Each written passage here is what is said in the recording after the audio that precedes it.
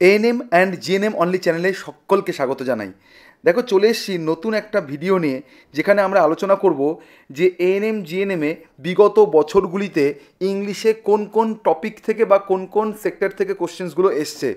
একটু ধৈর্য ধরে ভিডিওটি দেখো, তাহলে তোমরা একটা দিক পাবে, সো দ্যাট তোমরা এগিয়ে যাবে যে ইংলিশে কী করে পড়লে বা কী কী জিনিসগুলো পড়লে তোমরা ইজিলি ভালো স্কোর করতে পারবে। ঠিক আছে, চলো দেখে নিই একবার আমি শিফট বাই শিফট। মানে 2021 সালে দুটো শিফট পরীক্ষা হয়েছে, 2022 সালে দুটো শিফট হয়েছে এবং 2023 সালে একটাই শিফট পরীক্ষা হয়েছে।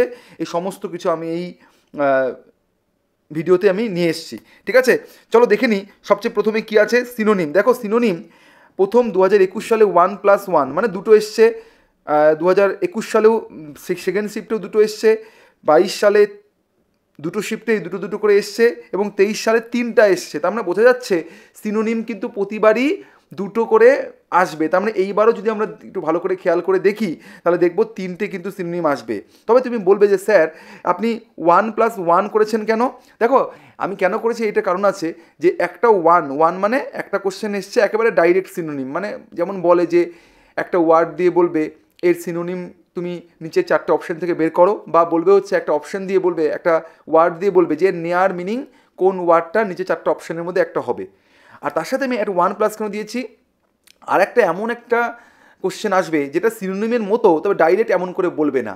দুটো তোমাকে স্টেটমেন্ট দিবে, মানে দুটো সেন্টেন্স তোমাকে দিবে, দিয়ে বলবে দুটো সেন্টেন্সের মধ্যে দুটো ওয়ার্ডকে আন্ডারলাইন করে দিবে, দুটো সেন্টেন্সে দুটো ওয়ার্ডকে আন্ডারলাইন করে দিবে, বলবে নিচের 4টা অপশনের মধ্যে কোন অপশন এমন আছে যে অপশনটা ওই দুটো ওয়ার্ডকেই বোঝায়। তাহলে বুঝতে পারছো যে সিনোনিম হতে পারে, কিন্তু সিনোনিম একটা ডাইরেক্ট সিনোনিম আসবে আর একটা ইনডাইরেক্ট সিনোনিম কিন্তু তোমাদের আসবে। ঠিক আছে, এটার জন্য তোমরা কিন্তু প্রস্তুত থেকো।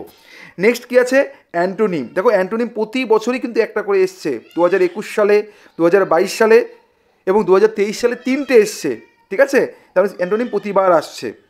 নেক্সট চলে আসো ওয়ান ওয়ার্ড। দেখো, ওয়ান ওয়ার্ড প্রতি বছরই আসছে, 2021-এ প্রথম শিফটে দুটো, তারপরে একটা, 2022-এ প্রথম শিফটে দুটো, তারপরে একটা, 2023 সালে একটা এসছে। ঠিক আছে, প্রতি বছরই দেখা যাবে ওয়ান ওয়ার্ড সাবস্টিটিউশন কিন্তু আসছে, মানে এক কথায় প্রকাশ। নেক্সট চলে আসো ফ্রেজেস অ্যান্ড ইডিয়মস। দেখো, ফ্রেজেস অ্যান্ড ইডিয়মস প্রতি বছর আসেনি, শুধু 2022 সালে দুটো এসছিল। ঠিক আছে, সেকেন্ড শিফটে। চলো এবার চলে আসো প্রিপোজিশন অ্যান্ড আর্টিকেল। দেখো, প্রিপোজিশন অ্যান্ড আর্টিকেল প্রতি বছরই কিন্তু দুটো একটা করে আসে। যেমন 2021 সালে দুটো এসছে, তারপরে একটা, দুটো, তারপরে একটা, তারপরে আবার একটা এসছে। ঠিক আছে, তার মানে তুমি এটা বুঝে নিতে পারো যে সিনোনিম যেমন প্রতিবার আসবে, অ্যান্টোনিম যেমন প্রতিবার তুমি কমন পাচ্ছ, ওয়ান ওয়ার্ড প্রতিবার পাচ্ছ, প্রিপোজিশন অ্যান্ড আর্টিকেল, বিশেষ করে প্রিপোজিশন তুমি কিন্তু প্রতিবারই একটা না একটা পেয়ে যাচ্ছ। ঠিক আছে, তারপরে চলে আসলো খুব গুরুত্বপূর্ণ, very very important, fill in the blanks. দেখো, ফিল ইন দ্য ব্ল্যাঙ্কস প্রতি বছর আসবে, প্রতি বছর ফিল ইন দ্য ব্ল্যাঙ্কস কিন্তু আসবেই আসবে, এটা কিন্তু মাথায় রাখতে লাগবে। দেখো, প্রতি বছর প্রথম বছরে একটা এসছে, তারপরে 3টা, তারপরে একটা, তারপরে 3টা, তারপরে এই গত বছর 6টা এসছে। ফিল ইন দ্য ব্ল্যাঙ্কস মানে কি, একটা শূন্যস্থান থাকবে, তোমাকে ওই সেন্টেন্সটা বুঝে শূন্যস্থানে ওই সেন্টেন্সের সাথে যাবে এমন কোনো ওয়ার্ড তোমাকে বসাতে লাগবে। এটা আমি বলছি না প্রিপোজিশন, প্রিপোজিশন বা আর্টিকেলের মতো কিন্তু না, তোমাকে শব্দ বাছতে লাগবে। একটা সেন্টেন্স দেওয়া থাকবে, একটা গ্যাপ দেওয়া থাকবে, সেই গ্যাপে তোমাকে অ্যাপ্রোপ্রিয়েট কোন ওয়ার্ডটা বসলে ভালো হয় সেটা তোমাকে দিতে হবে। তুমি বলবে স্যার ঠিকই আছে, সবই বুঝলাম, কিন্তু আপনি 4+2 করেছেন কেন? ভালো করে বলে দিই, মন দিয়ে শুনে নাও। দেখো, 4+2 আমি এই জন্য করেছি, এখানে দেখো 2 নম্বরে একটা কোশ্চেন এসেছিলো গত বছর, 2 নম্বরে দুটো কোশ্চেন এসেছিলো, যেখানে একটা ওয়ার্ড না, ওয়ার্ড পেয়ারে বসাতে হবে, মানে পেয়ার দেওয়া আছে, মানে দুটো করে ওয়ার্ড দেওয়া আছে, একটা সেন্টেন্সে কোন কোন দুটো ওয়ার্ড বসবে সেটা তোমাকে বসাতে হবে। তাহলে পেয়ার, তার মানে ফিল ইন দ্য ব্ল্যাঙ্কস কিন্তু প্রতি বছর একদম 100% কিন্তু আসবেই আসবে, এই বছরও কিন্তু তুমি এক্সপেক্ট করতে পারো আসবেই আসবে। এবার চলে আসো মিসস্পেলড, মানে বানান ভুল। দেখো, 2022 সালে এসেছিল 4টা, ফার্স্ট শিফটে, সেকেন্ড শিফটে এসেছিল দুটো, তারপরে কিন্তু আর আসেনি, তার আগেও আসেনি, তারপরেও আসেনি। তুমি মোটামুটি তাও রেডি করে যাবে, যাতে করে তোমার যেন অসুবিধা না হয়। এবার চলে আসো স্টেটমেন্ট কারেকশন। দেখো, স্টেটমেন্ট কারেকশন প্রতি বছর একটা করে এসছে। দেখো, 2021 সালে দুটো শিফটে একটা একটা করে এসছে, 2022 সালে একটা একটা করে এসছে, 23 সালেও একটা এসছে। এবার স্টেটমেন্ট কারেক্ট মানে কী বলতে চাইছি, দুটো স্টেটমেন্ট তোমাকে দিবে। ঠিক আছে, দিয়ে একই রকম শুনতে দুটো, মানে একই রকম প্রায় কাছাকাছি, যেমন ধরো কাউন্সিল, মানে দুটো প্রায় কাছাকাছি ওয়ার্ড কিনা, এই ধরনের দুটো ওয়ার্ড তোমাকে দুটো সেন্টেন্সে ইউজ করে দেখাবে, বলবে দুটো সেন্টেন্সে ঠিকভাবে ওয়ার্ডগুলোকে ইউজ করা হয়েছে কি হয়নি। মানে ধরো কাউন্সিল মানে পর্ষদ, কাউন্সিল মানে কাউকে পরামর্শ দেওয়া। তো দুটো যে ব্যবহার করা হয়েছে, দুটো সেন্টেন্স দুই দিকে বা দুটো স্টেটমেন্টে ঠিকভাবে ইউজ করা হয়েছে কিনা। যদি এই প্রথমটাতে ঠিক করা থাকে তুমি বলবে স্টেটমেন্ট 1 ইজ কারেক্ট। যদি দুটোতেই ঠিকভাবে ইউজ করা থাকে তাহলে বলবে হ্যাঁ সেন্টেন্স 1 এবং 2 দুটোই কারেক্ট। যদি কোনোটাতেই ঠিকভাবে ইউজ না করা থাকে তুমি বলবে কোনোটাই কারেক্ট না। এটাকে বলছি আমি স্টেটমেন্ট কারেক্ট। নেক্সট আছে এরর।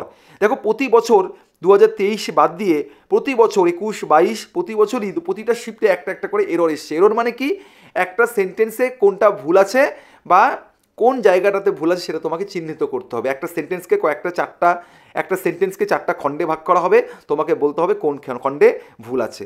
ঠিক আছে, এবার চলে আসো ন্যারেশন। ন্যারেশন দেখো একেবারে লাস্ট ইয়ারে, অর্থাৎ তোমার হচ্ছে লাস্ট ইয়ারে বলতে গেলে তোমার 2022 সালে ফার্স্ট শিফটে এবং সেকেন্ড শিফটে ন্যারেশন এসছে, বাদ বাকি কোনো সময় কিন্তু ন্যারেশন আসেনি।